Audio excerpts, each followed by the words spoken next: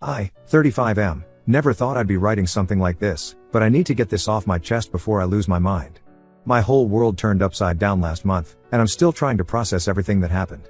I've been married to Belinda for 8 years, and what I thought was a happy marriage turned out to be a complete lie. I met Belinda at a local food festival through mutual friends. I was there with my college roommate and his wife, and Belinda came with her gym friends. She was bubbly, confident, and had this infectious laugh that made everyone around her smile. We hit it off immediately. She was working as a fitness trainer at a small gym back then, and I had just started my architecture firm. We dated for 2 years before getting married. The first few years of our marriage were great. We bought a house in a nice neighborhood 4 years ago. Belinda switched to a bigger gym with better pay, and my business was doing well. We traveled a lot, had a great group of friends, and everyone thought we were the perfect couple. We never had any major issues except for the usual stuff couples fight about, me working late sometimes or her spending too much on gym gear. Things started changing about 6 months ago when Morgan, 37M, and his wife Jenny moved in next door. They seemed like a nice couple. Morgan works from home as a software developer while Jenny travels almost every week for her consulting job. Belinda and I invited them for dinner to welcome them to the neighborhood. Everything was normal until Belinda mentioned that Morgan had joined her gym. Belinda started talking about Morgan more frequently. She would come home and tell me how he was struggling with his form and how she was helping him out. I actually encouraged her to help him because I thought it would be good to have friendly neighbors. Morgan would sometimes come over when I was working in my home office to ask Belinda about workout routines. I never suspected anything because Belinda had many clients from the gym who would consult her. Last month, I had an important meeting with a client who was staying at the Marriott downtown. This client was planning to build a luxury apartment complex, and it would have been the biggest project for my firm. I reached the hotel early and had a productive meeting.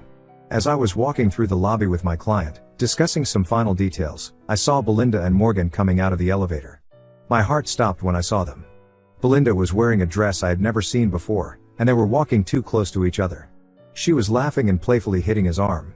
I quickly took out my phone and started recording them while pretending to show something to my client on my phone. They were holding hands, and Belinda quickly let go when they reached the hotel entrance. She kept looking around nervously, probably checking if anyone had seen them. I wanted to confront them right there, but I was with my client. I couldn't afford to make a scene and lose this project. I made an excuse about having another meeting and followed them outside. They got into Morgan's car and drove off. I was shaking with anger and felt sick to my stomach. When I reached home that evening, Belinda was acting completely normal. She was making dinner and talking about her day at the gym. She mentioned how busy she was with her clients and how tired she felt. I checked her location history on Google Maps. We share our locations for safety reasons, and saw that she was at the Marriott for 3 hours in the afternoon. She had even marked herself as busy on the gym scheduling app during those hours. I spent the next week gathering evidence. I'm not proud of what I did, but I needed proof. I installed cameras in our house when Belinda was at work, one in the living room and one in the backyard. I also put a voice recorder in her car. I told my assistant to clear my schedule for the next few days and worked from home to monitor everything. The evidence I gathered was devastating. The cameras caught them kissing in our backyard when I was supposedly at work. Belinda would text me that she was with a client while Morgan came over. The voice recorder caught their conversations about their hotel meetings and how they needed to be careful. They even talked about their weekend plans when Jenny would be traveling next. I confronted Belinda with all the evidence after making copies of everything. Her reaction made me sick. She first tried to act confused, asking me why I was showing her these things. When I played the recordings, she tried to minimize everything, saying they were just friends and I was misinterpreting things. Finally, when I showed her the video from the hotel and their backyard meetings, she broke down. She started crying and saying she was naive and Morgan had manipulated her. According to her, Morgan started flirting with her during their training sessions and she got carried away. She said she was feeling lonely because I was always busy with work. She begged me to give her another chance, saying it was just a physical thing and she never had any feelings for Morgan. I was furious and went to confront Morgan. He was in his garage working on his car when I walked up to him with the evidence. His reaction was worse than Belinda's. He actually laughed and told me to control my wife. He said Belinda was the one who made advances towards him during their training sessions. He showed me messages where Belinda had complained about how I was always busy with work and didn't give her enough attention. According to him, she was the one who suggested meeting at hotels because Jenny was always traveling. He said he just gave her what she wanted and I should be mad at her, not him. I filed for divorce the next day. I had enough evidence to prove infidelity, so my lawyer said the divorce would be in my favor. I moved out of our house and into a hotel because I couldn't stand being in the same house where they had their affair. That's when things got really ugly. Belinda started telling everyone that I was making up stories about her affair because I wanted to hide my own affair with my assistant. She said I had photoshopped the pictures and edited the videos to frame her. She even went to my clients and told them I was unstable and they shouldn't work with me. She filed a harassment case against me saying I installed cameras and recording devices to stalk her. My life turned into hell overnight. Some of our mutual friends started avoiding me. Even my parents were confused about who to believe because Belinda had always been so sweet to them. I'm writing this post because I need to vent and maybe get some advice. My lawyer says we have a strong case, but I'm still worried. Belinda seems capable of anything at this point. Has anyone been in a similar situation? How did you handle it? Did you manage to prove your innocence against false accusations? Update 1 first, I want to thank everyone who commented on my original post. Your support and advice helped me stay strong during these difficult weeks. A lot has happened since my last post, and unfortunately, things got much worse before a breakthrough happened. Belinda has been on a mission to destroy my reputation completely. She's been spreading horrible lies about me to anyone who will listen. Last week, she made a long social media post about being a survivor of domestic abuse. She claimed I had been controlling and abusive throughout our marriage. According to her post, I constantly checked her phone, controlled her finances, and isolated her from her friends. She even said I forced her to share her location with me so I could track her movements. The reality was that we shared locations because Belinda used to go running early in the morning and wanted me to be able to check on her for safety. She was actually the one who suggested it. As for the finances, we had separate accounts and a joint account for household expenses. She had complete control over her money from her personal training sessions. Several of her gym friends have been sending me threatening messages. One guy, who I later found out was her client, showed up at my hotel and tried to pick a fight. The hotel security had to intervene. I filed a police report, but they said they couldn't do much unless he actually did something. I lost 3 major clients because of Belinda's lies. One client specifically mentioned that they couldn't risk working with someone involved in a domestic abuse scandal. My assistant Lisa has been amazing through all this. She's been handling calls from clients and trying to do damage control, which ironically has given Belinda more ammunition for her claims about my affair with Lisa. But here's where things get interesting. Yesterday, Jenny, Morgan's wife, came to my office. She looked terrible, like she hadn't slept in days. She apologized for coming unannounced but said she had something important to show me. Turns out, Jenny had been suspicious of Morgan's behavior for months. She noticed he was being overly protective of his phone and was spending a lot of time at the gym despite not showing any real fitness improvements. Jenny hired a private investigator 3 months ago. The Pies report was shocking. Belinda and Morgan didn't just meet at the gym, they had matched on a dating app 6 months ago, even before Morgan and Jenny moved to our neighborhood. Jenny showed me pictures of them meeting at various places before they even joined the same gym. The gym was just their cover story. The Pie had collected hotel receipts, screenshots of their dating app conversations, and pictures from various locations. The most shocking revelation was about their Vegas trip 3 months ago. Belinda had told me she was attending a fitness workshop, and Morgan told Jenny he was going to a coding boot camp. In reality, they spent the weekend together at the Bellagio. The Pie had pictures of them by the pool, at restaurants, and entering their hotel room. Jenny broke down while showing me all this. She said she had been gathering evidence for her own divorce case but didn't know how to tell me. She felt guilty for not coming forward sooner but was dealing with her own trauma. She also revealed that this wasn't Morgan's first affair, he had cheated on her twice before in California, which is why they moved here for a fresh start. When Belinda found out that Jenny had come to see me, she completely lost it. She started calling and texting Jenny nonstop, calling her horrible names and accusing her of trying to steal me away from her. The irony of Belinda accusing someone else of being a homewrecker would be funny if it wasn't so pathetic. Jenny recorded all these calls and messages, which will help both our cases. My lawyer was ecstatic when I showed him Jenny's evidence.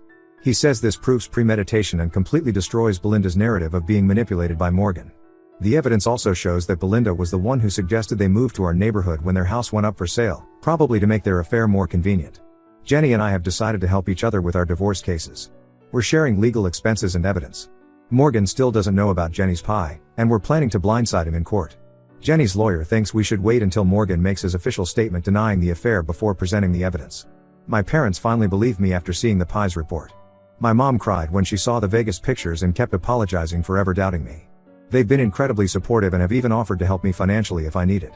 Dad wants me to move back to my hometown and restart my business there, but I'm not ready to make that decision yet. The next court date is in 2 weeks. My lawyer is confident that Belinda's harassment case against me will be thrown out once we present all the evidence.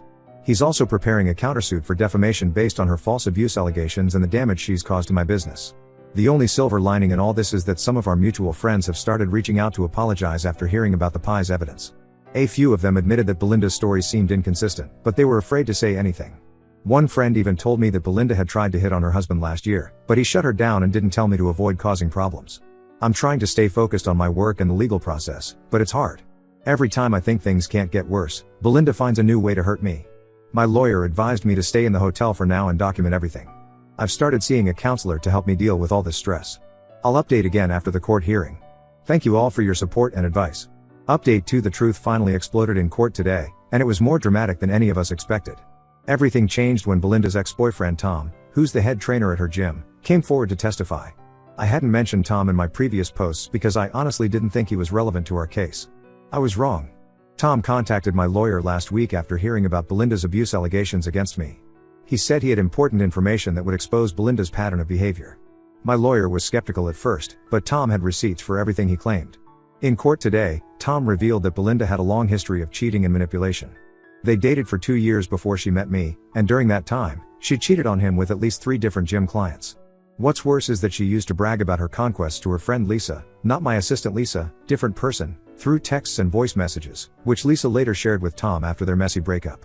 Tom's testimony got really intense when he revealed that Belinda had tried to seduce him again 3 months ago, right in the middle of her affair with Morgan. According to Tom, she cornered him in his office after hours and suggested they relive old times. When he rejected her advances and threatened to tell me about it, she immediately switched tactics and threatened to report him to gym management for harassment. That's when Tom started documenting everything. He showed the court his security camera footage from his office, text messages where Belinda threatened him, and recordings of their conversations where she admitted to cheating on me multiple times. The judge's face got sterner with each piece of evidence. But the real bombshell came when Tom revealed why he finally decided to come forward. Apparently, Belinda had been telling people at the gym that she was pregnant with Morgan's baby to gain sympathy. Tom knew this was impossible because Belinda had confidentially told him years ago that she couldn't have children due to a medical condition. He had medical records to prove this. Morgan's face turned white when he heard about the pregnancy lies. He looked at Belinda like he was seeing her for the first time. Jenny later told me that Morgan had been considering leaving her for Belinda because of the supposed pregnancy. Belinda had a complete meltdown in court. She started screaming that everyone was conspiring against her. She called Tom a liar and tried to throw her water bottle at him. The judge had to threaten her with contempt of court 3 times before she calmed down. After Tom's testimony, Belinda's friend Lisa approached me in the courthouse hallway. She was crying and apologizing profusely. She admitted that she had known about Belinda's affair with Morgan from the beginning, but Belinda had blackmailed her into staying quiet. Apparently, Belinda had evidence of Lisa cheating on her taxes and threatened to report her to the IRS if she ever told me anything. Lisa also revealed something that made me physically sick. Before Morgan, Belinda had cheated on me with 2 other men, a delivery guy who used to bring her protein supplements and her massage therapist. Lisa couldn't provide any evidence for these affairs, but given everything else we'd learned, I believed her. The judge didn't take long to throw out Belinda's harassment case against me. She ruled that my actions of installing cameras and recording devices were justified given the circumstances and my suspicions. She also noted that all surveillance was done in common areas of my own home and in my own car, which was legal. Morgan tried to do damage control by claiming he was also a victim of Belinda's manipulation, but Jenny's PI evidence shut him down quickly. The PI had found emails where Morgan was coaching Belinda on what to say in her harassment case against me. They had planned to force me into a costly settlement that they would split between them. The most satisfying moment came when Belinda's lawyer quit right there in court. He said he couldn't continue representing her after discovering she had lied to him about several key facts. He apologized to the court and to me for some of the allegations he had made based on Belinda's lies. My divorce case is now proceeding smoothly. The judge has already indicated that Belinda's behavior will be considered when dividing assets. Morgan and Jenny's divorce is also moving forward, and from what Jenny told me, Morgan's attempts to hide assets aren't working out too well for him. I feel like a huge weight has been lifted off my shoulders. The truth is finally out, and people can see Belinda for who she really is. Some of her fitness clients have already started requesting different trainers at the gym. I'll update again once everything is finalized. Right now, I just want to thank Tom for having the courage to come forward. His testimony didn't just save my reputation, it probably saved me from years of dealing with Belinda's lies and manipulation. Update 3: Final update on this nightmare. The divorce is officially over, and the judge's ruling exceeded my lawyer's expectations. Belinda not only failed to get half of my business, but she also had to pay my legal fees because of her false allegations and the damage she caused to my reputation. The week after the ruling, Belinda showed up at my office unannounced. My assistant tried to stop her, but she pushed past her. She looked terrible, like she hadn't slept in days. She started crying and saying she had made a huge mistake. According to her, she was getting therapy and had realized she had serious issues with validation and commitment. She even brought up our first date and talked about how happy we were in the beginning. I just sat there, letting her talk. When she finished, I simply asked her to leave and told her that if she ever came to my office again, I would file for a restraining order. She tried to grab my hand, but I pulled away. The look of shock on her face when she realized I was completely done with her was almost satisfying. The aftermath of the divorce has been interesting. Most of my clients have returned after learning the truth. Two of them even gave me bigger projects as a way of apologizing for believing Belinda's lies. My business is actually doing better than before because the whole drama somehow got me free publicity in local business circles. Jenny and I have remained friends.